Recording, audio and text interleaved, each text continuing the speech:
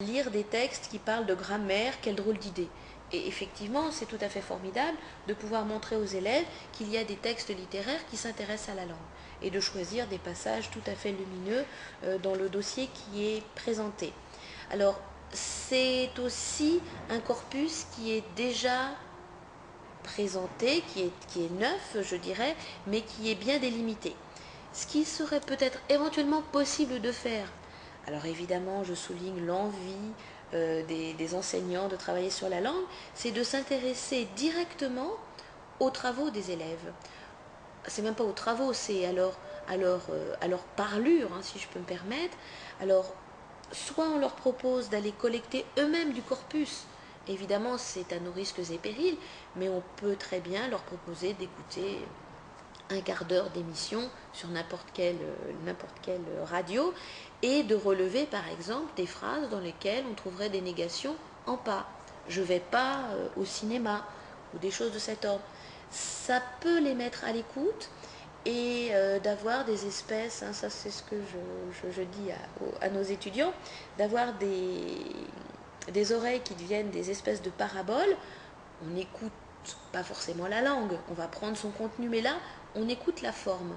Et écouter la forme, puisque je parlais de l'oral, où on relève la forme, ce qui permet aux élèves de travailler sur un matériau qui les concerne. Alors bien évidemment, on n'est plus du tout du côté de la littérature. Mais je pense qu'ils sont susceptibles de collecter le corpus. Alors on leur laisse une semaine, on leur demande de récupérer sur telle chaîne de télévision, telle radio, ou alors de relever dans un livre une phrase, ce sera peut-être plus difficile, avec une négation qui ne se fait qu'avec un élément, en pas, et d'essayer de le situer. Alors évidemment, c'est un petit travail, mais c'est vraiment être à l'écoute. Et pour l'enseignant, il va se retrouver avec 30 phrases différentes, piochées dans des radios ou dans des télés différentes, et à partir de là, c'est compliqué parce qu'il va pouvoir dire, vous voyez, effectivement, des négations qui se font seulement avec la partie pas, il y en a beaucoup. Mais vous, dans le cadre de votre langue de l'école, vous êtes obligé de travailler sur une écriture en ne pas. Alors c'est très déstabilisant.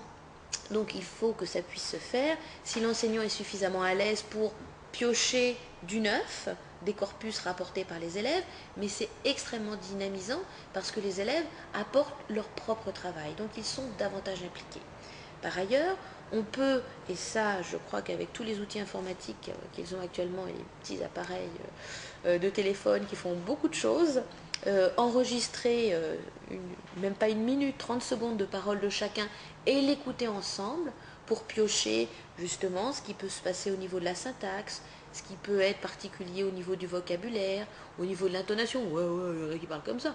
C'est important de s'écouter et de savoir ce qu'il se passe, mais voyez, travailler avec leur propre langue à eux. Alors, avec la littérature pour la jeunesse, on s'est déjà beaucoup mis à une langue qui soit susceptible d'être partagée, mais on pourrait avoir des approches de ce type qui les impliquent davantage et qui fassent qu'on est à l'écoute.